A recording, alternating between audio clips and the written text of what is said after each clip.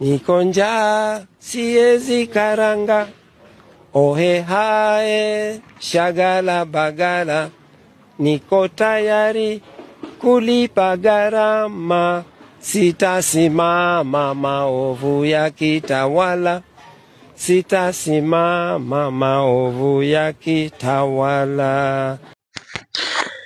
Bwana huyu ni Askofu Mwamakula kutoka jijini Mbeya.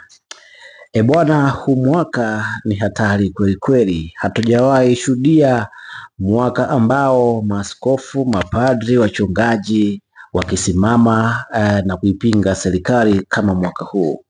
Mwaka huu umekuwa ni mwaka hatari kwenye uchaguzi wa mwaka huu, tofauti na miaka yote tulivyozoea. Ni kweli miaka yote kunakuwa na changamoto za hapa na pale, vurugu za hapa na pale, lakini this here imekuwa too much kweli kweli. Nafikiri ni kwa mara ya kwanza Tanzania wachungaji, wananchi, viongozi wa upinzani na baadhi ya viongozi ambao wametoka kwenye chama tawala cha muda wote CCM wakizungumza vibaya serikali iliyopo madarakani kwa wakati huu.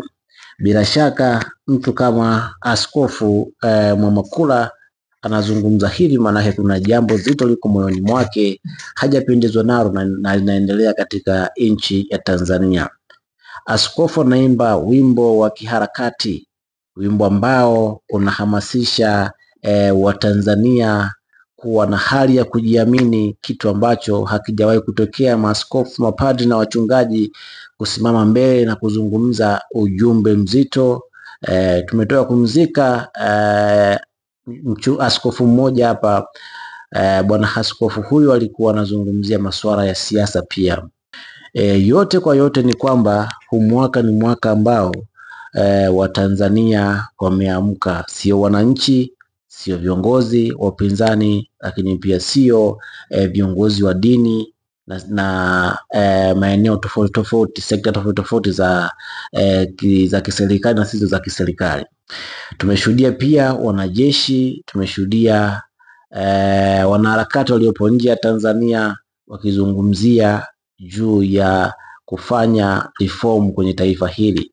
Bila shaka inawezekana huu kawa ndo mwaka ambao umekuwa na attention kubwa ya uchaguzi kuwahi kutokea katika ardhi ya Tanzania.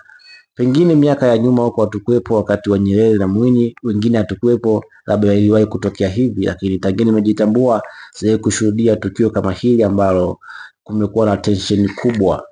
Bwana mwanafamilia, nikukumbushe uendelee kupata update mbalimbali, usisahau kusubscribe channel yako pendwa ya MCD Sport Zone kwa taarifa tofauti tofauti za kimichezo, burudani, siasa na matukio mbalimbali yanayoendelea ndani ya Tanzania lakini pia nje ya Tanzania.